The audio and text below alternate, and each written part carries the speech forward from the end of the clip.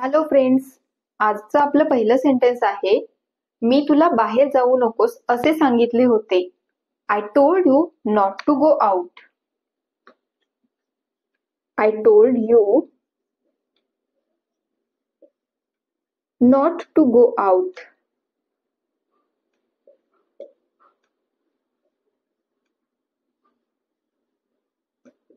मी तुला बाहेर जाऊ नकोस असे सांगितले होते.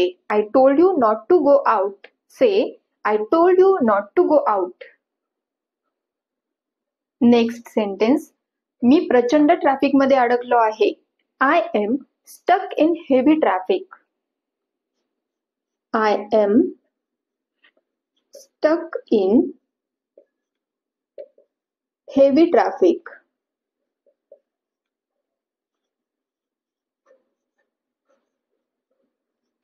मी प्रचंड ट्रॅफिक मध्ये अडकलो आहे. I am stuck in heavy traffic. So I am stuck in heavy traffic.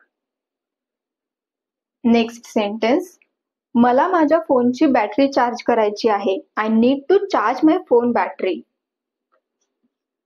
I need to charge my phone battery.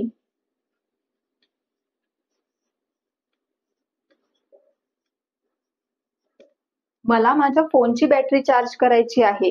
I need to charge my phone battery. I need to charge my phone battery. Next sentence, मला वाटतं आपण आता निघायला हवं. I think we should leave now. I think we should leave now. मला वाटतं आपण आता निघायला हवं. I think we should leave now. हेच जर वाक्य तुम्हाला असं बोलायचं असेल की मला वाटतं आता तुम्ही निघायला हवं, तेव्हा तुम्ही काय बोलणार आहात? I think you should leave now. I think you should leave now. जर तुम्हाला असं बोलायचं असेल की मला वाटतं आता आपल्याला निघावं लागेल, इथं आपण काय बोललो आहे? मला वाटतं आपण आता निघायला हवं.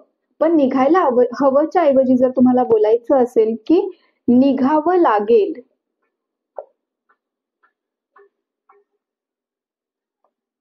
आता आपल्याला निघावं लागेल, तेव्हा तुम्ही काय बोलणार आहात? I think we have to leave now.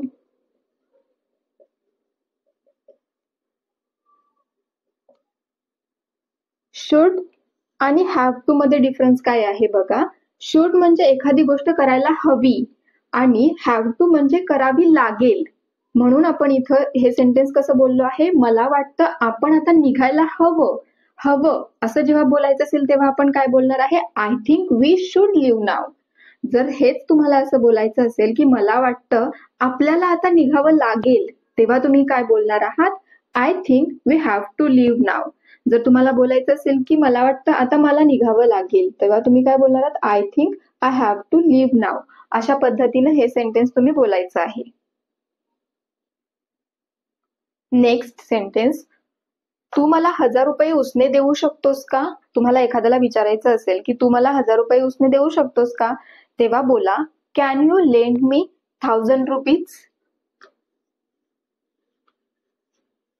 Can you lend me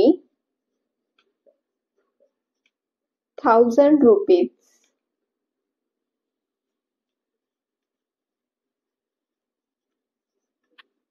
can you lend me 1000 rupees. Lend means उसने घेणे. Can you lend me 1000 rupees. तू मला 1000 रुपये उसने देऊ शकतोस का? 1000 रुपयाच्या ऐवजी तुम्हाला जो काही नंबर इथे घ्यायचा असेल, जे काही पैसे तुम्हाला उसने मागायचे असतील ते पैसे इथे घेऊन तुम्ही हे वाक्य बोलू शकता. इथं आपलं सेंटेन्स आहे, तू मला 1000 रुपये उसने देऊ शकतोस का, तेव्हा बोला can you lend me 1000 rupees.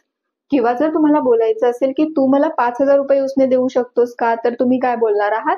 Can you lend me 5000 rupees. अशा पद्धतीने हे सेंटेन्स बोलण्याचा प्रयत्न करा. Thanks for watching and keep practising.